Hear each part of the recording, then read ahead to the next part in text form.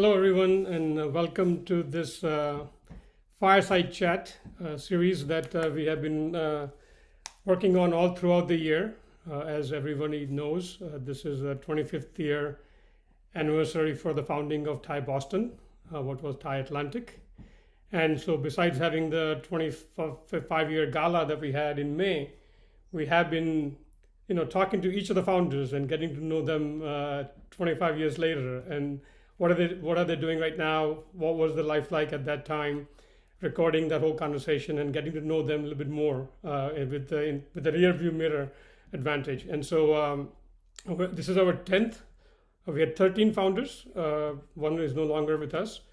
We have two more remaining. So today we are going to be talking to Sushil Bhatia. And this is going to be a very fun event. I'm sure we're going to be learning a lot and laughing a lot. Moderating I'm not going to introduce Sushil. I'll let Zach do that. But moderating the session is Zach Braiker, who's the CEO of Refine and Focus, a strategy design firm, and someone who's a proud member of Thai. But also, more importantly, as one of the benefit of Thai is to getting to know new people. And for me, I've gotten to know Zach more recently and actually became fairly close, and we're interacting on a regular basis. In fact, he's also a member of Thai Scale Up Task Force and an advisor to me on helping me message the Thai Boston discussion as well actively. So again, so thank you very much, Zach, for doing this and helping us out as well. I'm going to turn it over to you, and I'll come back towards the end of the session. Take it away from here. Thank you so much. Sushil, it's really a pleasure to be here with you today. I was looking forward to this for weeks as soon as I knew that this was happening. When I discovered that you're someone who I believe throughout your career, you brought a lot of joy to people's lives. And that's what we all need. And it's just a real honor to kind of share and unpack your career and philosophy. And so today I've put together some questions that'll help some old friends and new friends get to know you a little bit more. Okay. So are you able to hear me clearly? And yes, I am. Yes, absolutely. Wonderful. Zach. So before you start your questions, why don't we do what I generally do with all my sessions and classes and everything? We introduce ourselves and we follow it up with a little bit of laughter. So let me show you, and then you have to do that before we get going. How's that? Okay. That's great. So my name is Sushil Bhatia, and I'm happy to be here to be questioned by Zach and everybody else. And Zach, it's your turn now. I'm Zach Braiker. This is exactly where I want to be right now. Very good. That's the start. I'm gonna get better at that. I'm gonna work on it over time. Right? You did quite well, Zach. That was nice. Very nice. Yeah. Very good. So I'd love to start with, you've accomplished so much in your life as a scholar, as a teacher, as an entrepreneur, as an inventor. I mean, as a founder of Thai Boston, there's so many things that you've done. Is there a particular way that you like to be described? Zach, everybody keeps on saying, can you hear me clearly? Yes. Everybody always says you have to keep on reinventing yourself. And all the things that I have done, I kept on reinventing myself. I started as a sales rep for a pharmaceutical company selling medicines. Then I became a chemist. Then I became a manager. Then I got into technology transfer, global technology transfer, became an entrepreneur, invented many products, became a life coach, started Laughing Clubs of America, teaching people how to sort of lighten up in life as a result of that. So I think the best way for me to call myself is reinventor, because you keep on reinventing all the things. So it would be reinventor would be the best way to describe that. Nice. And in your time as an entrepreneur, as an inventor, and as a reinventor, right? Did you feel that it was a choice, like you chose to be an entrepreneur, that you chose to be a reinventor, or is it just what came in front of you? Well, I remember, as far back as I can remember, Zach, all I wanted to do was come up with new product ideas and convert them into a business, even when I was in high school. And then sometimes things don't work out as you plan them out. So that was in India. So I did my bachelor's, then I did my master's. And at that time, I think the unemployment in India was very high. So they started a program, unemployed engineers. So they will give you a loan, we'll place to start a business, and so on and so forth. And I thought this was great. As soon as I finished my master's in India in chemistry, so I approached the banks. And guess what? They said, you don't qualify because you're not an engineer, you're a chemist. So you need to get a little bit more education. So that's when I started to look into going and getting a PhD, and hopefully I can convince the banks after that, the other government authorities in India to do it. And it just so happens that there was an exchange program, student program between Belgium and India. And they used to give 4 scholarships every year. And I got one of those. I went to Belgium and did my PhD there. And the professor wanted to know which thing I want to focus on. And I said, I want to focus on developing new products so that I can go back to India and start a business there. So, and that lasted. So it took me about 2.5 years to finish my PhD. And then I went back to India and set up a manufacturing unit there as an entrepreneur and innovator, starting the new things. So that's how the whole journey started with me. It must have been incredibly courageous for you to go to Belgium. Did you have context? Did you know where you were going, what it would be like? No, actually, you're right. That was a challenge because all the communications were in French in Belgium. So I was in the southern part of Belgium where they have French. Northern part is Flemish.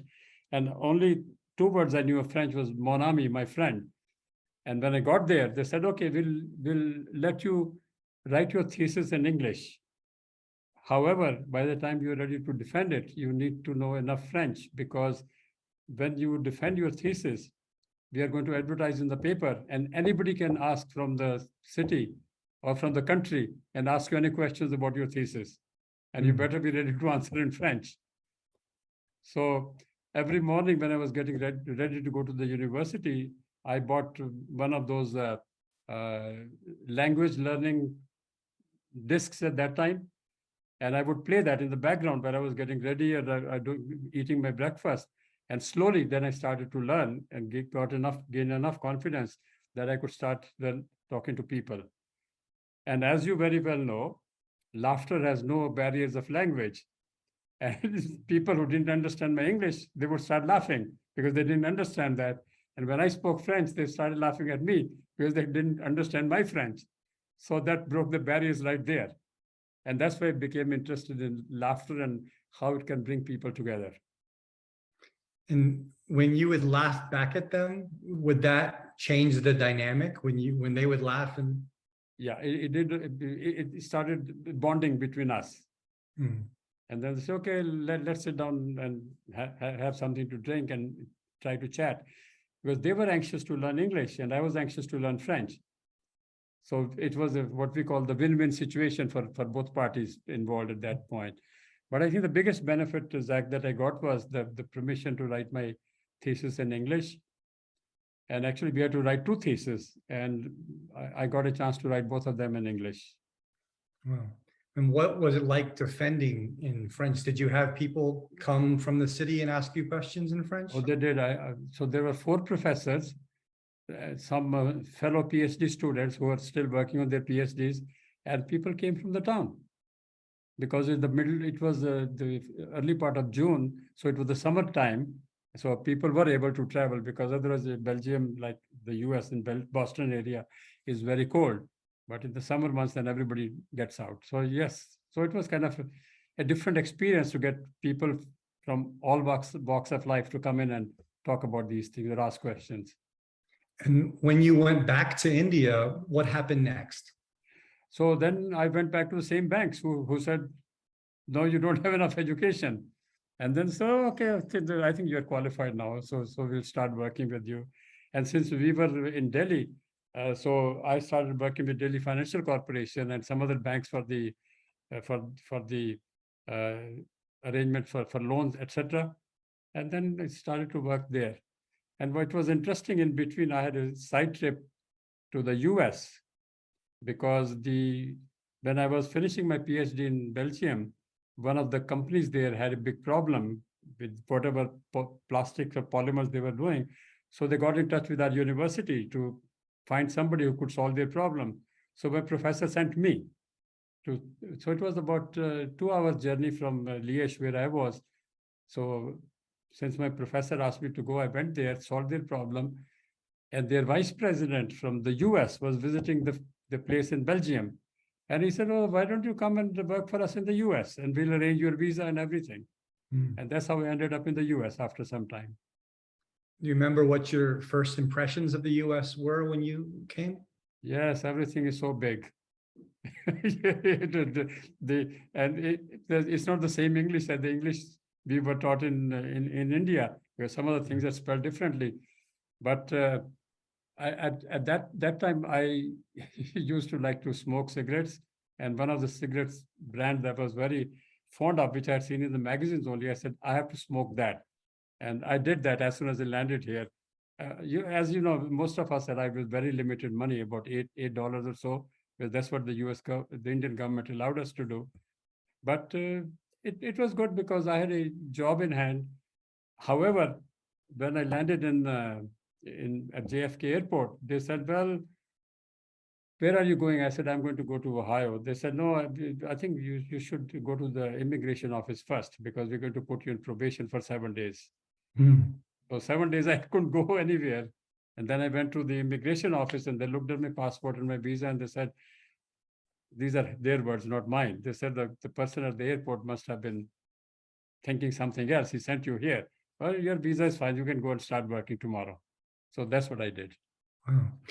And at what point did you start inventing when you came to the US? Were you just immediately creating and inventing, or did it take some time? How did that process start?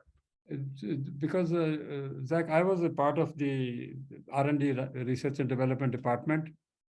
So we had to come up with new products and start thinking about how things need to be done. So in a way, that was inventing right from the very beginning itself, as soon as I came here. And many companies, because of the environmental issues, and they are still there, environmental issues, many companies were trying to move away from using solvents because my background is chemistry. They were trying to move away from the solvents to water-based systems. So that was my job. And that's how I started developing new products and became an innovator or inventor right from the very beginning. I've heard you talk about finding pain points as a way of innovating. Right. When you were starting that new job, were you looking for pain points, or did you find that pain points idea later on? No, the pain point was already there because the environmental issues, as I was saying, because they wanted to get away from using solvents and replace them with water medium. So the pain point was replacing the solvents. And that's sort of because of the training and the focus that the company had, it was easier for me to gravitate towards that and say, okay, let's keep on finding the pain points and let's find out how we can solve it for the customers. Was there an invention earlier in your career that you were very proud of? Yes. Remember I was telling you about smoking cigarettes? So yes, when I was in Belgium, a lot of people smoke, and they would throw the cigarette stubs everywhere, and there was a lot of smoke all around, and cigarette will keep on producing the smoke. So I came up with this small unit in which you could put the cigarette even if it was on, and because of lack of air, it will by itself like suffocate and stop producing any more smoke. So that was my first, you can say, prototype or first idea of what I needed to do. And did you commercialize it? Did you take it to the next level? No, as a student, it was a good idea to impress the professor, but not benefiting from that commercially. No. What was the first invention that you remember kind of commercializing it and taking it, through the process? That was the first one I did was when I was in Ohio, Mhm. and I produced I developed a water-based adhesive because my background is chemistry, specializing in all the sticky stuff, like the Post-it notes and glue stick and things of that kind. And that's the reason they brought me here. So I had to develop the whole thing based using water as a medium. So when I started to do that, as you can imagine, or anybody can imagine, there's a lot of issues because the factories were used to using solvents and evaporating them. And evaporation of water is different than the solvents. So all the systems had to be changed. And then I remember we took a driving trip from Ohio to Michigan in Kalamazoo to run the units there because they had the right tools in the university there. And that's how the new product came about. And then things started to happen from there moving forward. Well, I know you've invented so many successful products. Is it possible to have one that you're most fond of or most proud of? Yes, I think the proudest product, or the product I feel the proudest of is the decopier invention. And I talked to you briefly about that as well. And the reason I feel so proud of that is because it was really coming out of unexpected circumstances. And I'll share that with you. So I live in a town called Framingham, now it's a city.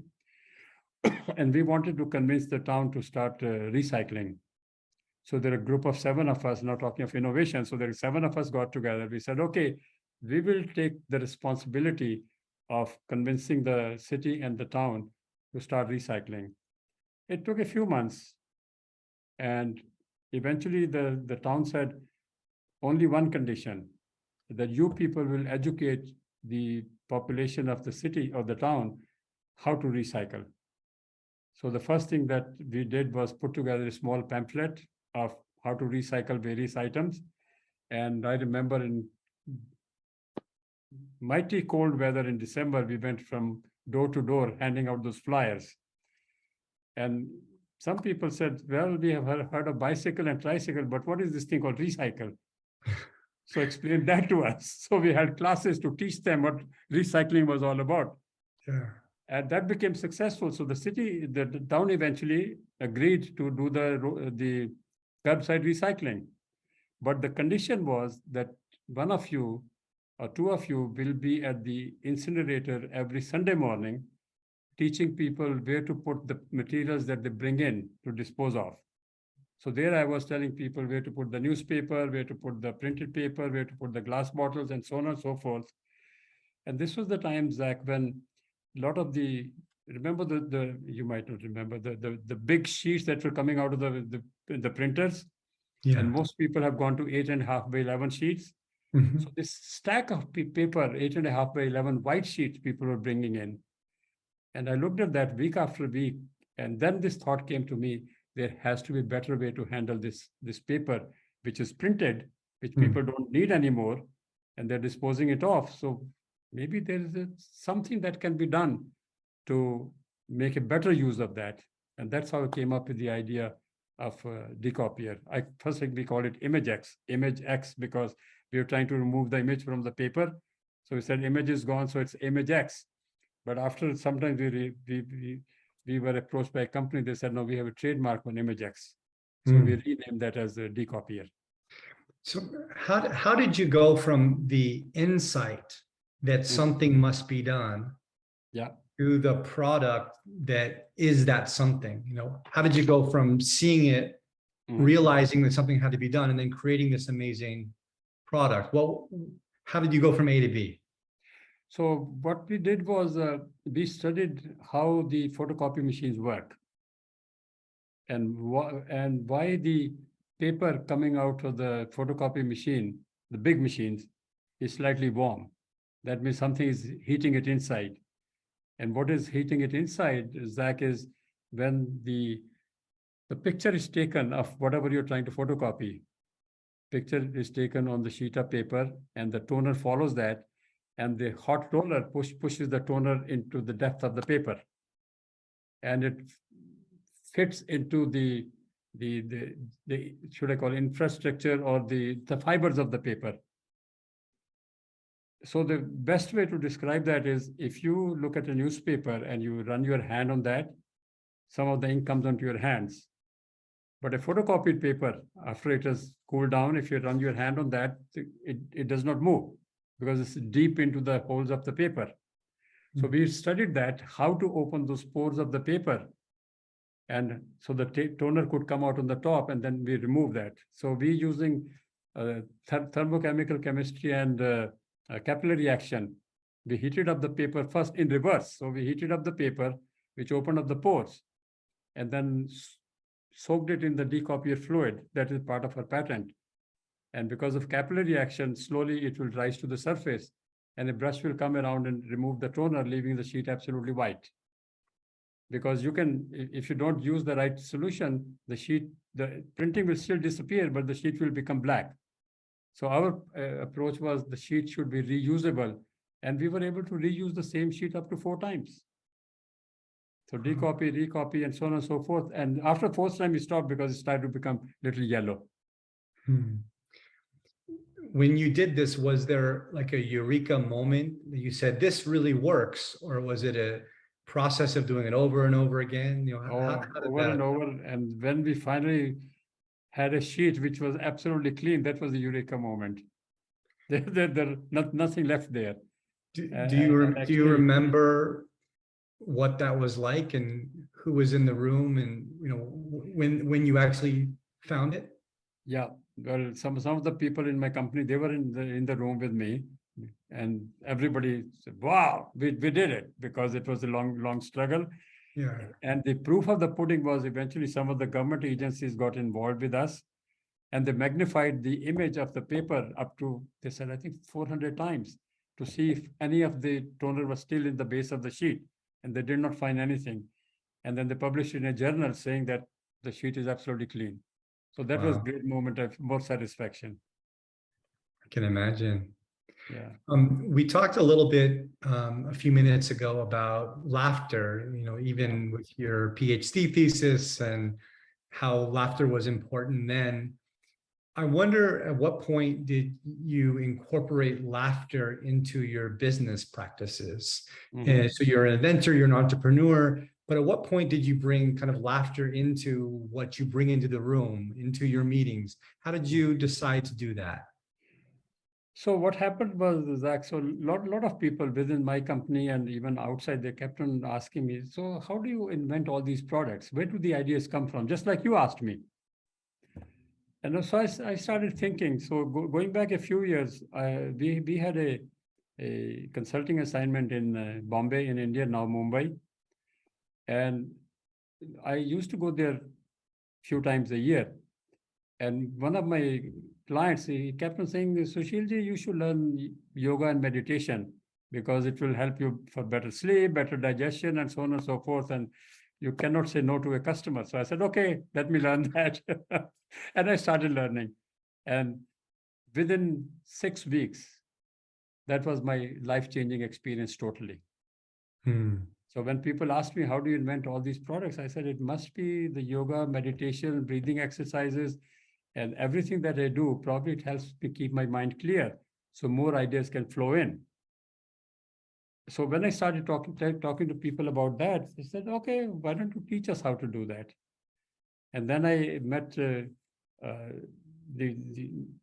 person who started the laughter movement in India. So I talked to him, and I learned from him, and I said, okay, I will do that. So I started Laughing Clubs of America. And then you saw my TED talk on innovation and the art of laughter. So then in my company, we started every morning, we would sit down, meditate together, do some breathing exercise and laugh, and then start the day after that. And then I think a couple of magazines came, Entrepreneur Magazine and some of the other ones, they came, and they watched how we do that. And then the words started to spread around. And then probably you've seen from my bio, then I got interviewed by CNN, Good Morning America, ABC Show Today, because they thought this was a different approach, both for running the corporation as well as for teaching. So when I started teaching at Suffolk, I said, okay, I'm going to start my classes the same way that I do my business. So then I would have about a few minutes of meditation, few minutes of breathing exercises, and laughter. And like you said, we felt strange in the beginning. So did the students. They said, we can't do this. I said, listen, for the first 4 or 5 weeks of the semester, I will lead all of you in laughter and show you. And it's laughter without jokes. Nobody is allowed to tell any jokes.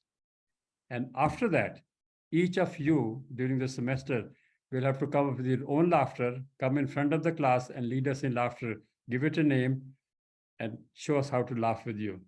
Mm. Basically, the whole idea is look at the lighter side of life, because we are mentally so conditioned to laugh only when somebody tells us a joke. But we're trying to move away from that and say, look at the lighter side of life. You're trying to manage your mind. I call that mom.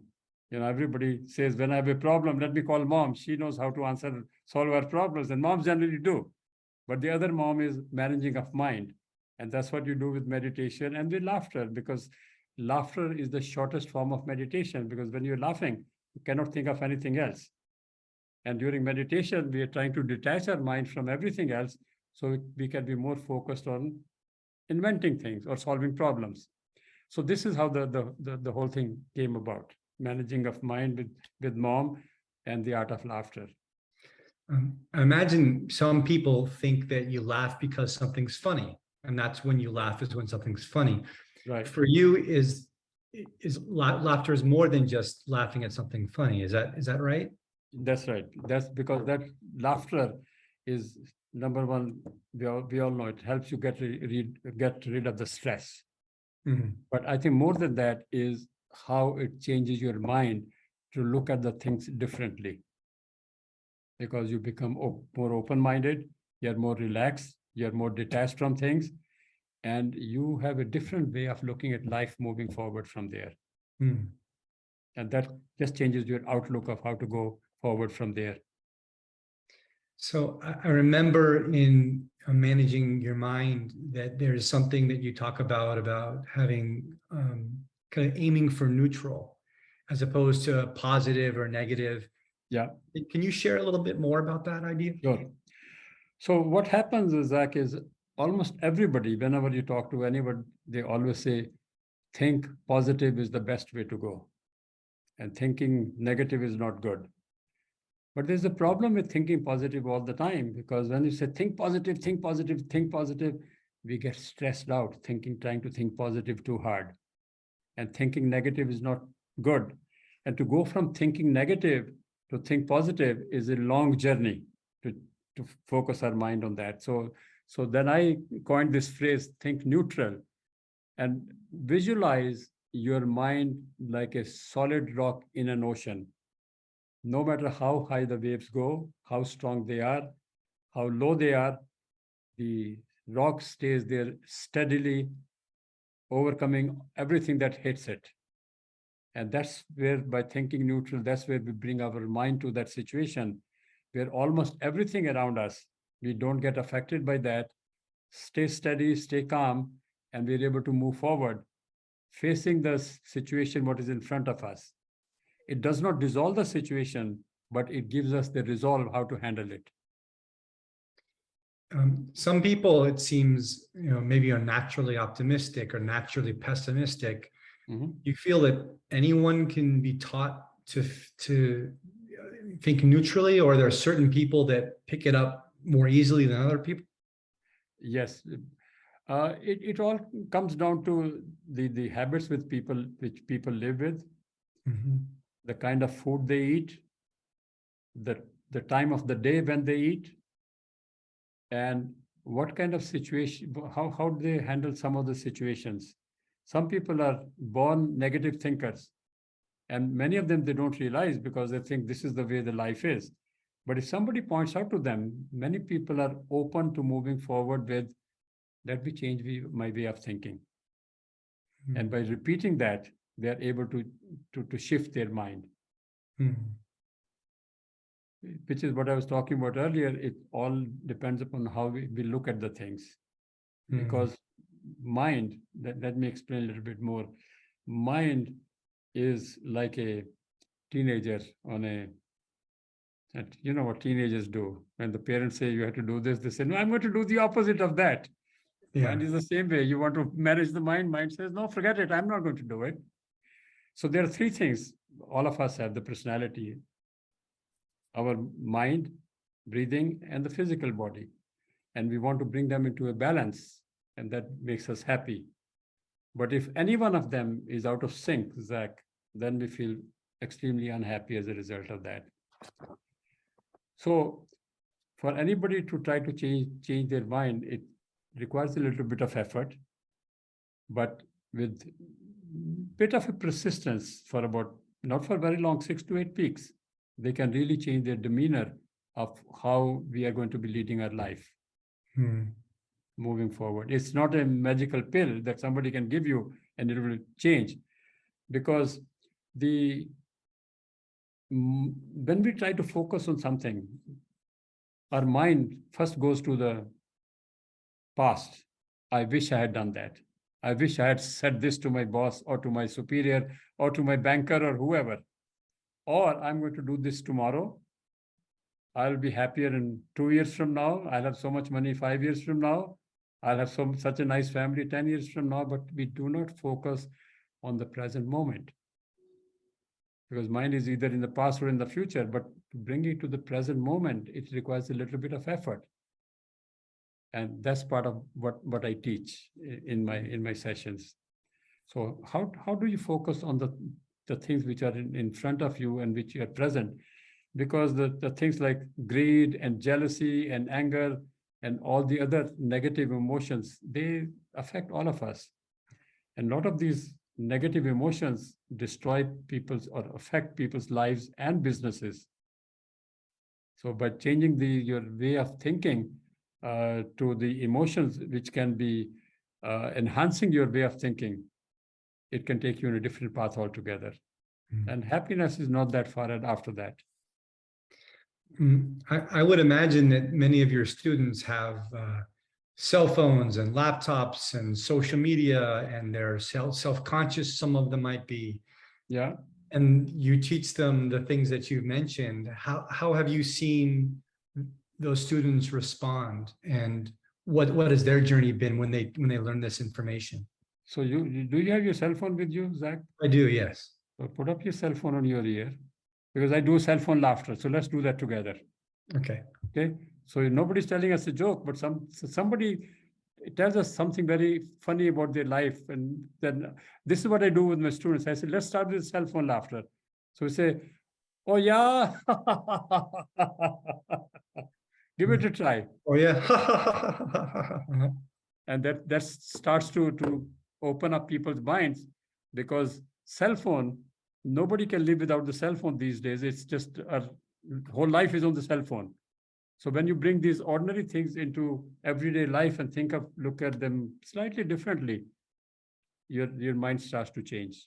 And cell phone, one of ways to do that is through the cell phone. Well, what I'd like to do now is talk a little bit about what life was like before there was Thai here in the Boston area, and what it was like when Thai was created, like kind of the before and the creation, what that felt like, because I know you were so instrumental in that time. I would love to hear a little bit about what was it like before Thai, and then what was it like as Thai was being created? So what happened? When I left my company, Avery Dennison, I started my company, JMD Manufacturing. There was no source of information except, let's say, local Chamber of Commerce or SBDC, Small Business Development Corporation. So when I was trying to put together the acquisition plan to start my company and buy the product line from Avery Dennison, which is, as you know, is a Fortune 200 company, these are the resources I went to. So I went to SBDC, I went to Chamber of Commerce, and then introduced me to some of the other local business people. But there was no central body where you could go and talk to people similar to you. who are entrepreneurs by temperament or innovators. And then in early part of, or late 96, actually, I remember it was very cold. So late 96, we had a visit from Thai Silicon Valley. So 3 or 4 people came and we met at Desh's house. So I think there were 11 or 12 of us at that point. So we met at his house to learn more about Thai. I had not heard about Thai before. And the important thing was, they said, bring your spouses with you. It's not only about the guys. So it was a dinner time, we got together. And it was good. The important part was to get the spouses involved from the very beginning. So they told us about Thai and so on and so forth. And as you can imagine, the first question out of most of the spouses' mouth was, will I ever see my husband again? He's already so busy trying to run his business. So we got the assurance, no, we will give you all the support. Why don't you people think of getting started? And we were all excited about how we could do together and in creating a new entity. And luckily, some support from the Thai Silicon Valley. I think within a couple of months, we got down to it. We had some meetings. We started talking about the sponsor. So I was on the first board of directors, and my job was to get the sponsors. But since there were 10 or 11 of us, and we all had contacts with different people, different organizations, and different VCs, so we raised enough money, and then we started our first meeting in Boston, and over 200 people showed up, which was 200? surprising. Yeah, and people came not taking Thai seriously, and I tell you the reason. The result was, a lot of people could not enter the hall because it was already sold out. They did not bother to make reservation in advance. Oh, when we go there, we'll get the ticket and see what happens. So they did not take it seriously till they showed up there and they were turned back. And I think that was the first starting point of when people started looking at Thai Boston series or Thai Atlantic seriously. And then each one of us individually, I think for the first year and a half, we took a responsibility of running these monthly meetings, going to the restaurant, checking out their food, making sure everything is fine. And then we started volunteering. Our wives were there, selling tickets when the monthly meetings happened. And I think the first 1 or 2 years, it was all done by the families. And then when it started to grow, because one of the things we always want to know, when it started to grow, then more and more volunteers, the professionals, the entrepreneurs and innovators started to come in. And so we manned those tables and more sponsors came in. And then essentially over a period of time, we opened the doors to non-Indian, so to say, because Thai was the Indus entrepreneur. And when the other people started to come in, then it just took off from there. And I think the word on the street or the community all around was so strong that we got the governor of Massachusetts as a keynote speaker, and a lot of VCs from different areas, and people started coming from out of Boston area, and it started to become more and more legitimized. And then we started looking at other chapters, help them get started. So the journey has been very, very fruitful and very impressive. And we feel proud where the organization has come from 13 of us. When you remember that first night with the 11 of you, the couples, 11 couples at the home, do you remember what was said and shared that made people feel like they want to give this a try, feel like they want to invest their time into this? Yeah, because I think Thai Silicon Valley at that time had 3 or 4 years lead time in the run. And they talked about the success of what had happened and how companies had been funded and how companies had grown and how companies had come out of Thai Silicon Valley. So the basic mass was there for us to put our arms around what had happened previously. So it was not just an idea, but it was an idea which had been executed. And the people who came from Silicon Valley, they were well-known entrepreneurs there, and we had heard about them as well. And so I think the convincing was, okay, let's give it a try and see what happens. like all entrepreneurs, we all do that. Let's try that and see what the outcome will be. So that's how we got convinced and said, okay. Then we started meeting at various locations, putting all the logistics in place and who's going to do what and who will be in the board and what are these different responsibilities. And we took the whole thing very seriously to move forward. And how do you feel about the Thai of today vis-a-vis the Thai that you might have imagined at that dinner, with the 11 of you? Did it grow into what you thought it would grow into? How do you feel about where it's grown? I think it's grown a lot more than we had imagined, actually. And it has continuously grown over the years. And then we had some special interest groups, SIGs, we used to at MIT and other places. But now it's, and also since we started the angel investment group, that has brought a lot of people in as well. And then women are being given a lot of importance, and rightfully so. And that has helped more exposure for Thai as well. Mm. So no, it has been a huge success, the Thai Boston chapter. Well, I want to leave room for questions. So if you listening have questions, please start to ask them. But I'm just going to ask you two more questions. And I know I could be here all night with you. I'm really enjoying our conversation. Oh, no, thank you. Yes. So the two questions I have, one is, you shared a story with me when we spoke earlier about someone who was encountering some grief that you were able to sit with. Yeah. And I'm wondering if you're comfortable sharing that story. Sure. I don't have to mention any names, but there's an organization in Framingham called Jeff's Place, and that is set up there for grieving families who lose siblings, children, and how to cope with that. And then they started talking to me or how we can use laughter to help them overcome the grief. And I have had 1 to 3 meetings with them so far. And I'm giving a talk there on November 10th on Thursday from 6:30 to 8 for the people who are almost out of the grieving center now, but they need a little bit more support to, again, look at the life differently. So I will be presenting to them on 10th of November. So thank you. How can Art of Laughter help with the grieving process? Yeah. And the last question that I'll ask, and please, if you do have questions, feel free to share them in the Q&A. But you have so many things that you've shared. Even behind you, there's 15 incredible things. There's so many things that you share to make life better, happier, healthier, more well-balanced, breathing, laughter, neutral mind, mom. There's so many things that are important.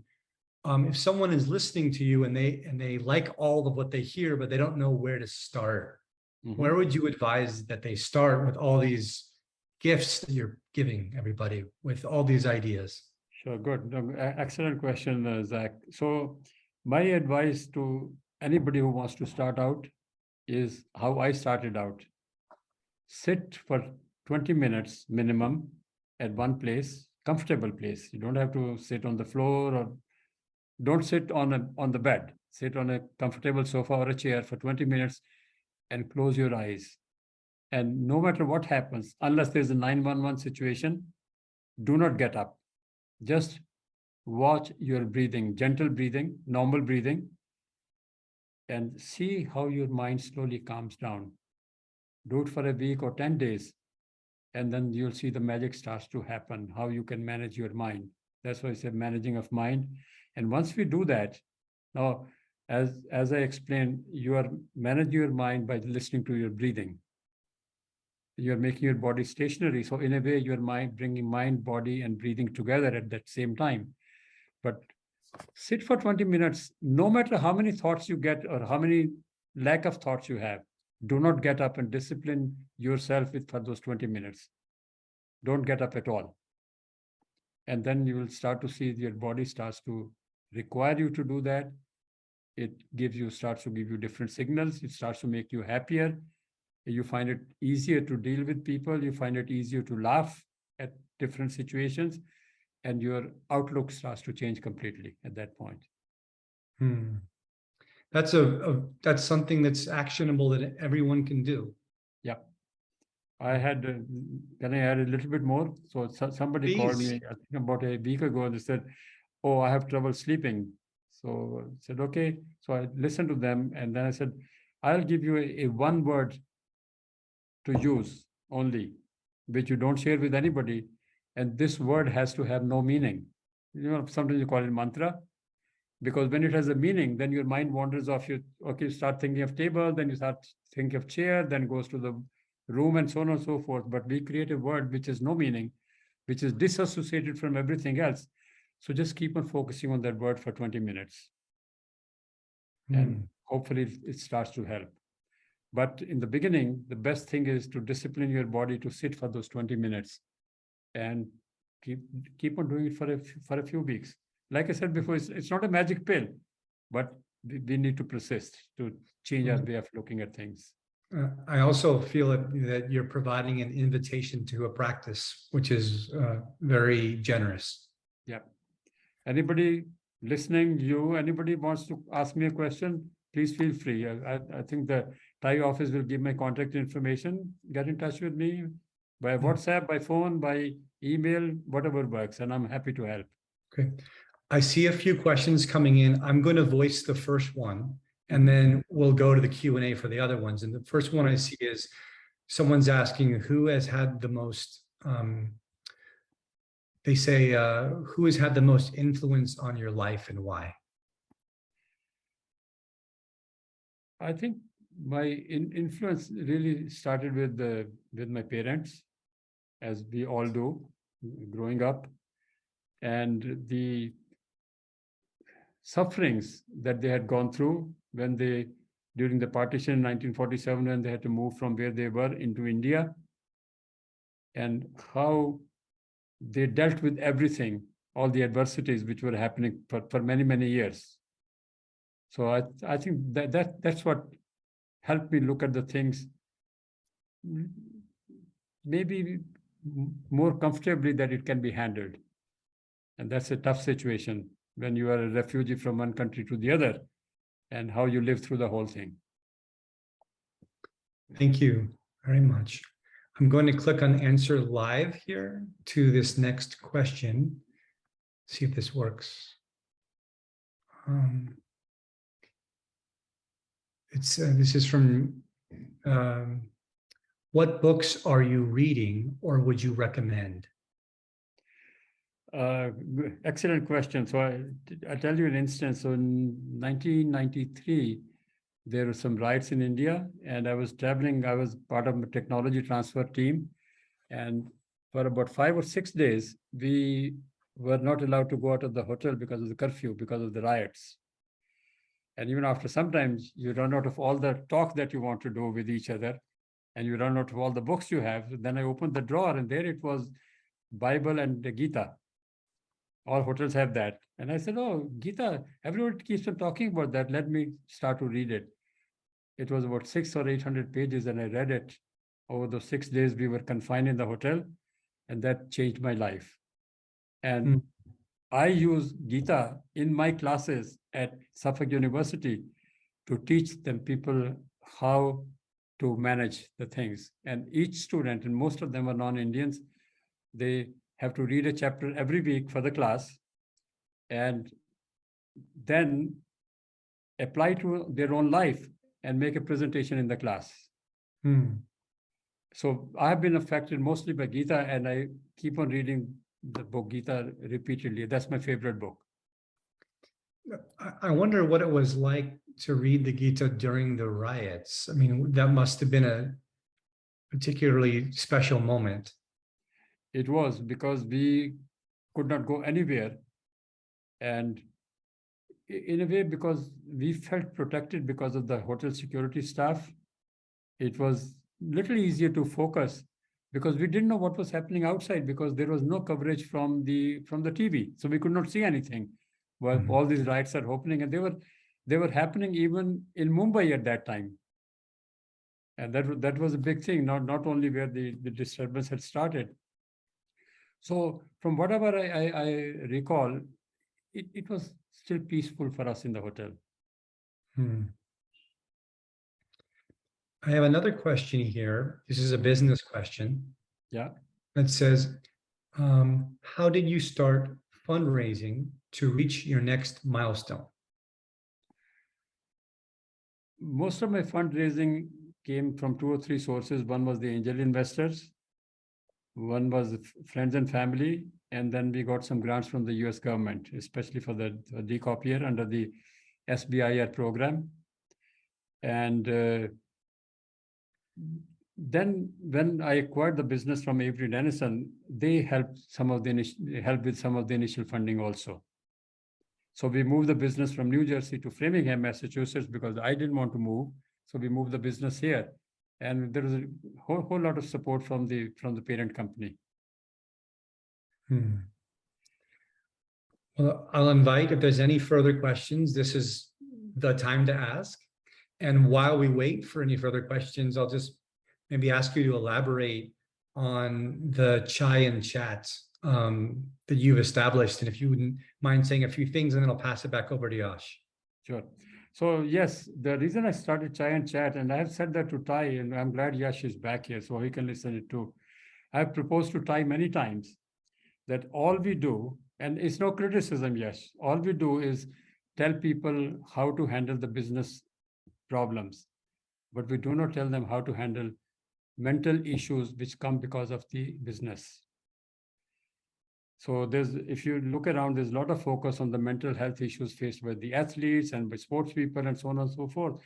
But there's not a single entity where business people can go and talk openly about how they feel mentally. Because most of the time, people say, how can I do more marketing? How can I raise more money? How can I find more customers? But where can I go to talk about what is bothering me mentally? We do not do that. There's no organization which does that. There are support groups for Alcoholics Anonymous and so on and so forth. There's no support group for business people to open up their heart and open up their minds, because everybody is afraid to share what their inner thoughts are and what is bothering them. That goes back to the pain point. Here's a big pain point, which nobody's addressing. So hopefully Tai Boston will be the first one to address that, create a business support group. Confidentially, people can talk. They don't have to reveal their name. They can talk on the phone. They can talk whichever way we want to create that. But I think it's the need of the hour. We need to take a look at people's mental issues. Simple reason, 90% of the businesses fail within the first 3 years. 92% of the new products fail within the first 3 years. And most of the family businesses disappear after the 3rd generation. So there is some whole lot of stress on the mind. So Yash, I put it up to you. You're the president. Take it from there. A business support group. Come tell us what is bothering you. What is your pain point? We might find some psychiatrists to help these people as well. And we can talk from how we handle that, because we all have failures as we go along. But we know how we handle those, and we can talk to people who need guidance at that point. And Yash is having a little bit of technical difficulty with the mute, so that's why he's not responding. But okay. I want to respond to what you're saying. And can you hear me? Really now we can hear you. Yes. Okay, go ahead. I just want to thank you for destigmatizing mental health and making it safe for people to talk about it in a community where they otherwise may not. And it's incredibly brave and important that you raise these questions. And I'm very, very grateful for that. Yash, I'll defer to you.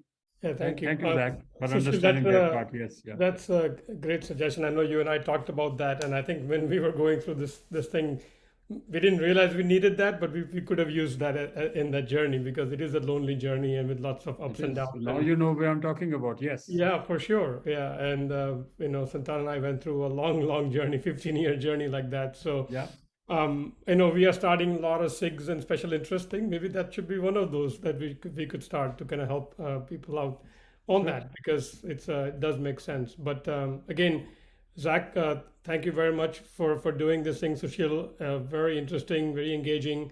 We now have a documentary of this session, so we can look back and thank you. Yes, put it in the history books as well. So for everybody who's still there, I know we have Probably 2 more of these things left, but we have a major event coming up on December 2nd.